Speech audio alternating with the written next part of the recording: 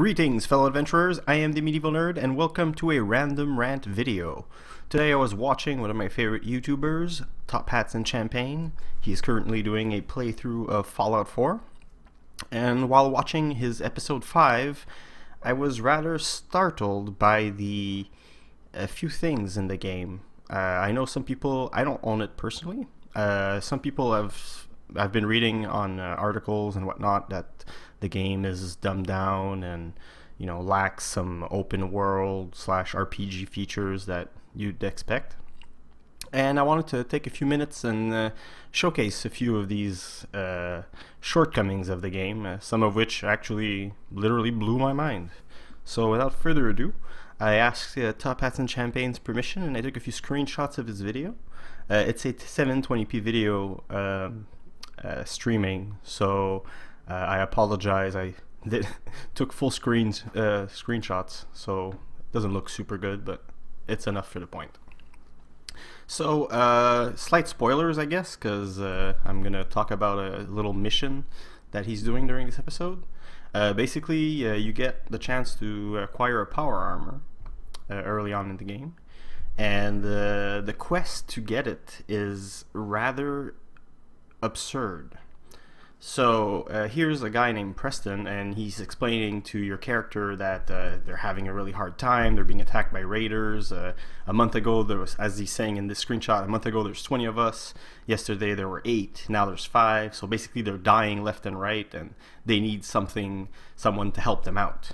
But the thing is that they already have this thing to help them out. They have a power armor.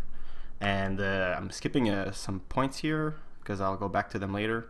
So he's again putting a stronger emphasis that they're having trouble. They have an idea to get them out of the trouble, but there's a problem. So basically, he talks to us that he has a power armor and that it's fully kitted out, but there's no power in it, and it's been dry for hundreds of years. So then you're like, okay, what's holding you back from using it? It's out of power, so what do you need to do?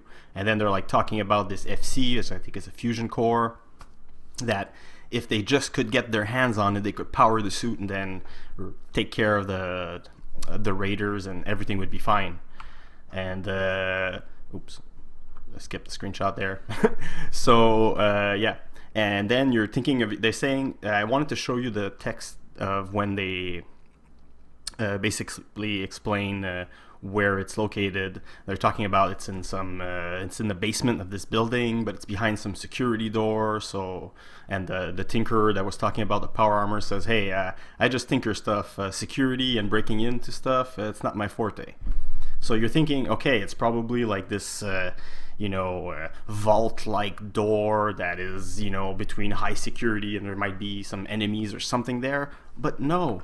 It's literally a door in a basement, and I shit you not, it's not even a highly secure door. It's chain link fence door, and on top of it, you can either hack it with a novice console hack, or you can unlock it with a novice pick lock.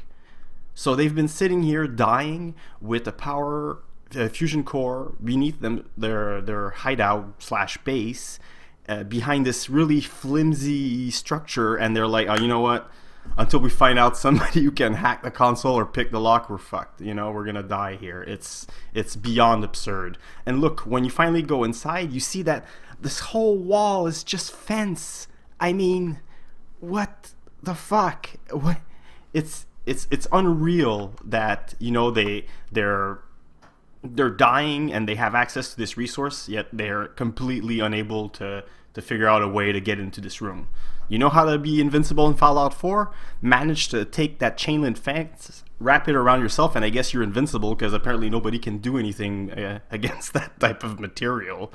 Anyways, so this is one thing, right? So, I mean, why did they, put this thing here? Why wasn't it deeper into some, at least make it credible for the player that, okay, not everybody would have been able to tackle this problem, but this is really just like, it could have been in a closet for all I care, and it would have made as much sense.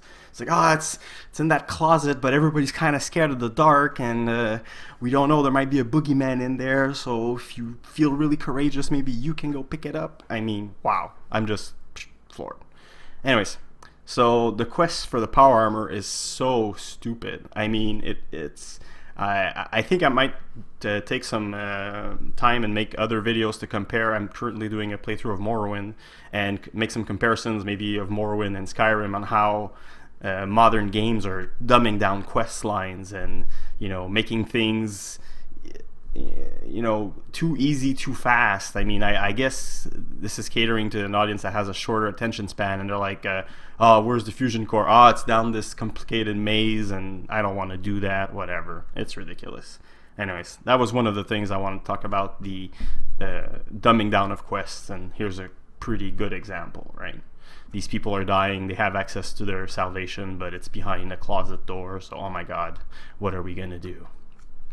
And then there's this other thing that I saw in this video that really pissed me off was, I understand that in some modern games, compared to older games, they've either made some NPCs invincible, or that you couldn't kill them so that it wouldn't ruin the storyline. Whereas in older games, you could kill anybody, and sometimes you'd get a prompt, sometimes you wouldn't, that would tell you, hey, basically you just killed some critical character. If you want to continue, that's up to you, but you won't be able to complete the main quest.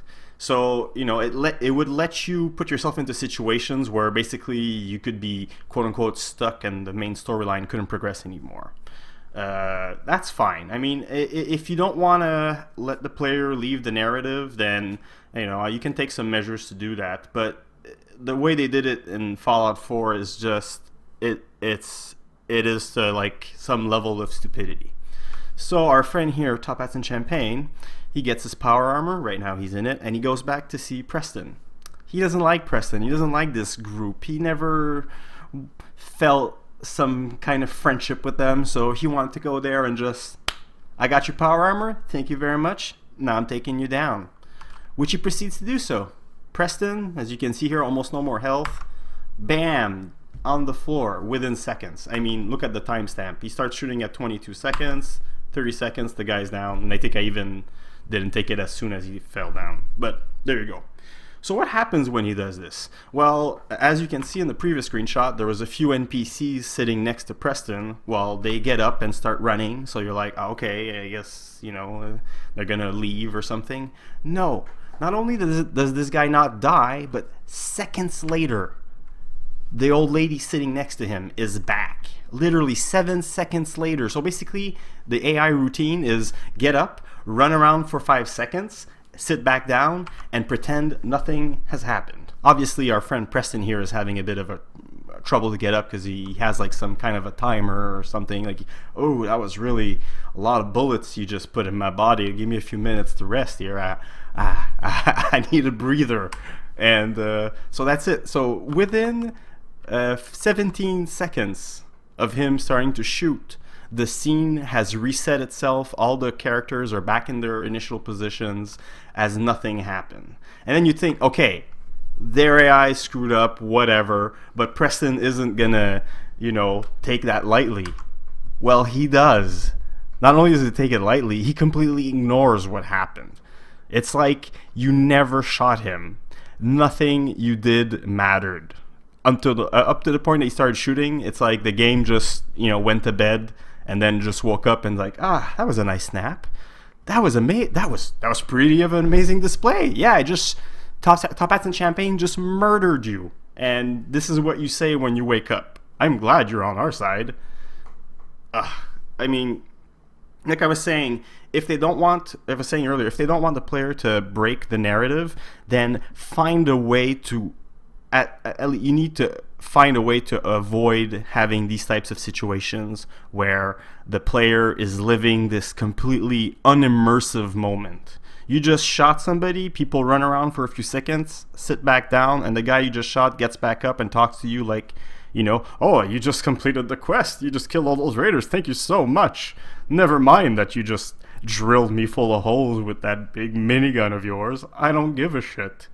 Wow. I mean, either don't make it so that you can't shoot him, and I mean, from what I've seen in other videos and of Fallout 4 is some of the options you pick when you want to be maybe a bit sly, it's sort of your character sort of gives it his own spin.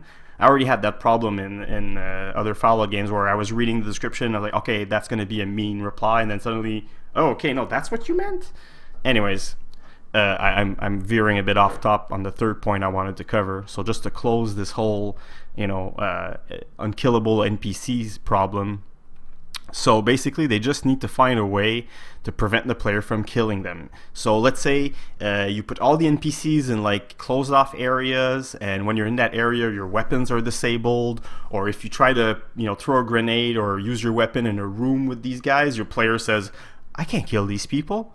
Something to that effect. Not, it's like, it's fake freedom, This game's supposed to be open world and all about your choices, and you're crafting your own narrative through the world. Well, things like this just, it gives you a fake, it's a fake impression of freedom, right? I'm gonna come back from my mission, I'm gonna murder these people because I just wanted the power armor. No, you're not. This guy can't be killed. Too bad. I mean, it's, I don't know.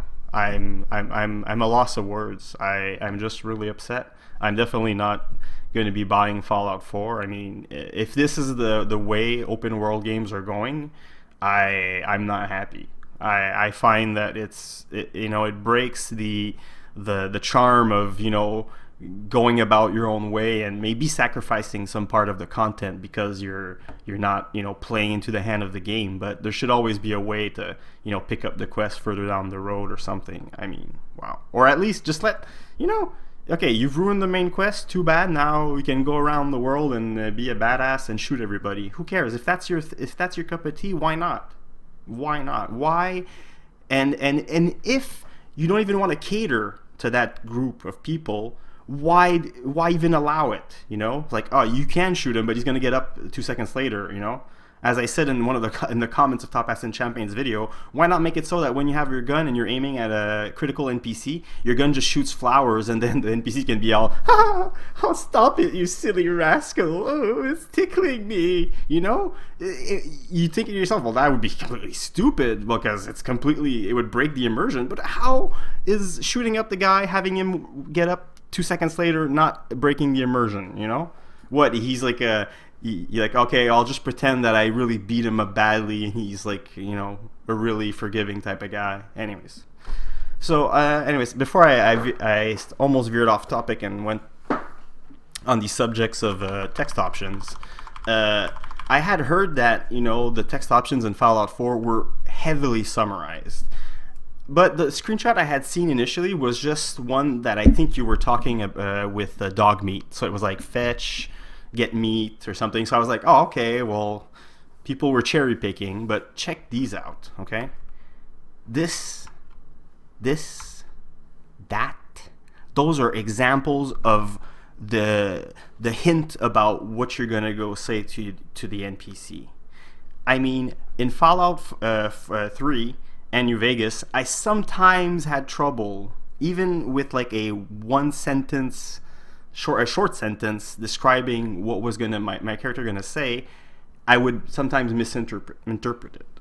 And how do you think that goes with 1 word, 2 word, and sometimes I think if you're lucky there's 3 words?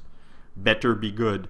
Ooh, wow, hey, that's, I mean, like I said, this is another comment I left on Top Hats and Champagne, is if you're gonna be so summary about, if you're gonna go, if you're gonna summarize the dialogue options this much, rather than make it too ambiguous for the player, how about you just have 1, 2, 3, nice, indifferent, and mean.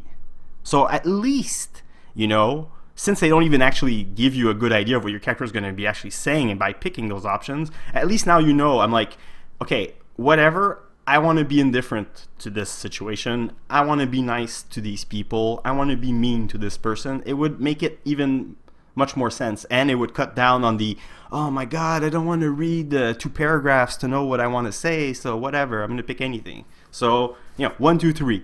Happy, indifferent, mean. There you go. That would be so much easier. But no, they're going by this, god-awful summary thing. Anyways. I'm really... It blew my mind when I watched that episode. It's so disappointing. I was actually looking forward to Fallout 4. I was like, oh, okay, fine. The stats, whatever. It's dumbed down a bit. But, I mean, this is... Woo! It's too much for me.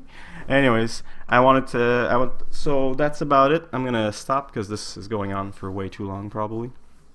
I'd like to thank Top Hats and Champagne for making awesome videos, and check out his beautiful face there, and also for letting me take a few of these screenshots and share them with you so I could get this off my chest. So thank you very much, fellow adventurers. I hope you enjoyed this little video. Might be making more of them. Let me know if you like them or not. So before I ramble even more, I will let this video come to an end. Thank you very much, and have a nice day.